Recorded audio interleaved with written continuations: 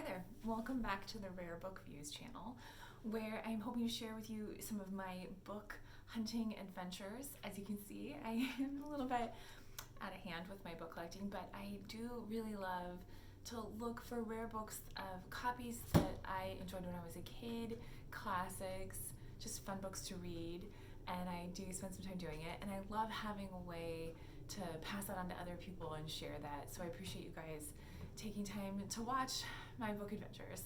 Today, I'm going to talk to you about Sherlock Holmes and Sir Arthur Conan Doyle because someone asked me to. I have a video of a tour of my library, and if anyone watches it and is interested in any of the books or authors, just shoot me a line like this person did. I'll put a link to that video in the notes so you can find it easily. But I am really excited to get to talk about some of my treasures. So Conan Doyle, very well known because of Sherlock Holmes, was kind of a fascinating cat. He had an interesting life. He lived between mid-1800s to, I think he passed away in about 1930s. And he was a doctor, he was a thinker, he was an investigator. And he got involved in really interesting things. He traveled. He was Scottish, which in my family is, you get extra points for that. So I think I have always been kind of interested in Sherlock Holmes and Sir Arthur Conan Doyle. I have some interesting copies of his Sherlock books, and I am a Sherlock fan. I love all the movies, but I also have a couple other things. He was prolific. He wrote a lot of books. So let's take a look at what I have on hand. This is a compilation of the Sherlock books. This is I think this is faux leather. This is Franklin Library. They wrote a lot of books, published a lot of books by subscription. This is in a particular series called the Franklin Mystery Series. There are really fun authors in here, and they are gilt, and they are sort of leather. They're nicely illustrated, so I think this is a fun copy to have if you're going to read sort of the mystery classics. They have nice end papers, always good, and the paper quality is high. So I think this is a fun way to read the short stories. I think you could probably pick this up for $10 plus shipping on eBay. I honestly can't remember how much I paid for this. I've had this for an extremely long time, before my records keeping was good. This is a cool copy of kind of the same books. It was published in the 70s by a German company called Schocken, and I have never seen another copy. I paid $7 in a used bookstore for this. It is the short stories as they were published in serial form in magazines with the illustrations.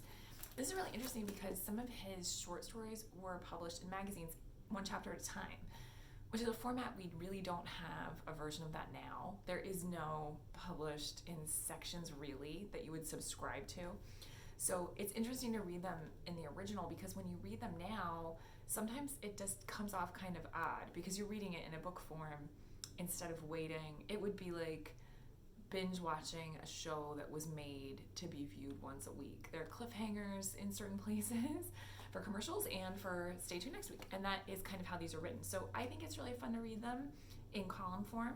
A friend of mine just told me that she read one of the longer Sherlock stories in elementary school, and the copy they read was like this. It was in columns. So this is a cool copy. I haven't found a similar one, like I said, I've never seen it again. But I think that all of the Sherlock books, vintage, illustrated, are probably going to be $20 plus or minus on eBay. It's nicer to find them, like most books, it's nicer to find them in person in a bookstore, partly because we should support our bookstores, but partly because they run the gamut in quality and in format and size, and it's just nice to put your hands on it before you buy it, I think particularly for Sherlock. This is a cool one. This is folio. It comes in a slip case. That's part of their deal. These are published in England, and they beautiful books. I was very lucky. I paid $30.50 for this, and it is part of, I think there were 3 volumes of Sherlock. This is the later adventures. This is the copy I have. Funny things happened in the Sherlock Holmes world where apparently Conan Doyle got very bored of writing Sherlock Holmes stories at one point, and he tried to kill him off. So there's an episode, spoiler, where there's one of these stories where he's in a death fight with his nemesis, and they both go over a cliff, and he was hoping to be done with the character, and the public was outraged, and the publishers put pressure on him, and he had to bring him back to life.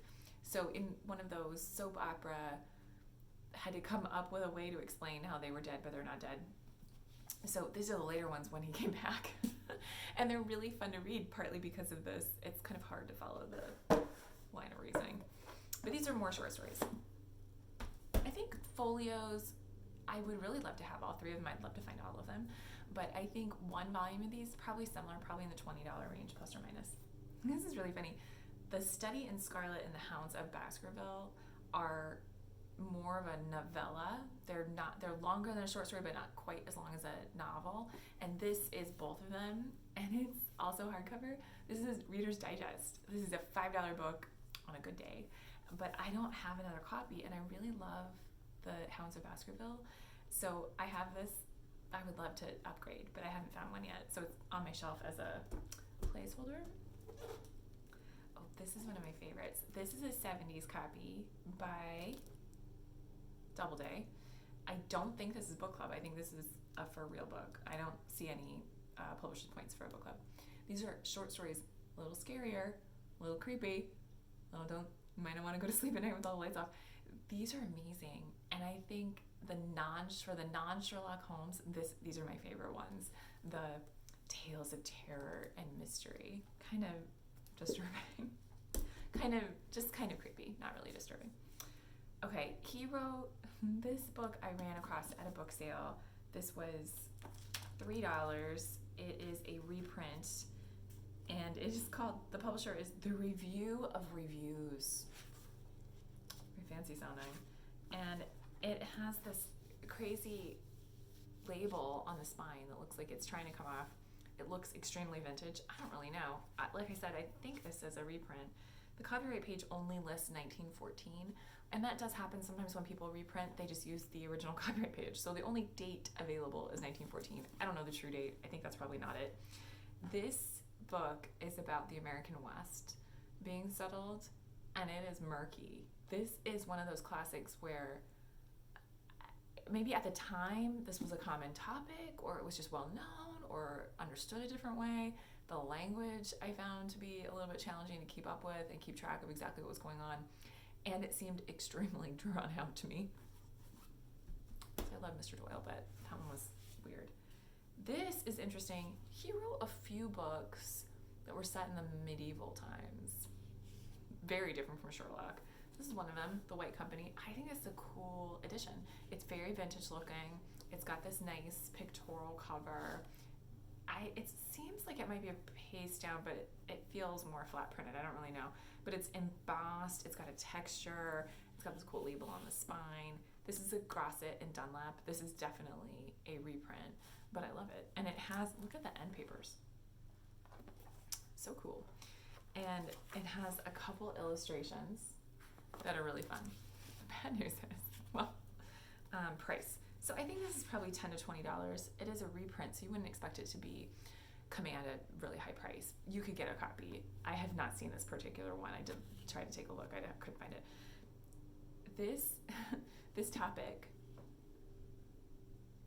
so hard to follow for me. And I read Tolstoy for fun. This one I found murky and that old-timey language, and it's maybe turn of the century trying to be medieval language. It seems like it should be a great concept. The knights and medieval times, Conan Doyle, readability low. So I think my favorites are the short stories that are not Sherlock Holmes, the Tales of Terror. Those I think are my favorite, followed by Sherlock stories. He has these longer books, and many. He was really into boxing at one point. Apparently there's some full-length books with boxing characters. I haven't read them, but I would love to get a copy. So those are the ones that I have. If you have really great Sherlock or Conan Doyle books, please let me know. There is one other thing I want to mention in the TV realm. BBC did a really interesting 3-part, I think it was a mini-series for sure, Arthur and George. It's fascinating because in real life, Conan Doyle helped in a couple of criminal cases and tried to help with the deductive reasoning and kind of came to the aid of people who were falsely accused.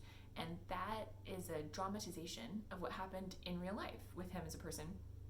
I think the court stuff is really interesting. The story is really interesting, partly because the person that he's helping is not a really nice guy. He's kind of a scoundrel, but he was falsely accused, and Conan Doyle helped get him his day in court, which is really interesting. In that series was the first time I had been exposed to this idea that Conan Doyle's marriage was not incredible. He was married for, I want to say 25 years, 20 or 25 years, somewhere in there. And halfway into his marriage, it is widely acknowledged, you can read this on his wiki page, he fell in love with another woman. And it seems like everybody's very complimentary that he waited for his wife to die before he ever had a romantic relationship with his true love, which I think is not great. His wife died of tuberculosis, which at the time I think was often called consumption. There's a running joke in our family that people were always being consumed at the time. But she passed away, I think tragically, right? Like a long illness. And then he immediately got married again. And in this TV series, and in general, I think people sort of complimented that he handled that really well. Let me know what you think about that. And I definitely want to hear if you have other books or other editions that you really like, or other books that you would recommend by Conan Doyle that I should look into. Please take a look at the tour of my home library. Let me know if you want to show or have a closer look at any of the books or authors that I have. And if you enjoyed this chat, please shoot me a comment, subscribe to the channel. Don't be a stranger. Thank you very much for watching, and happy reading.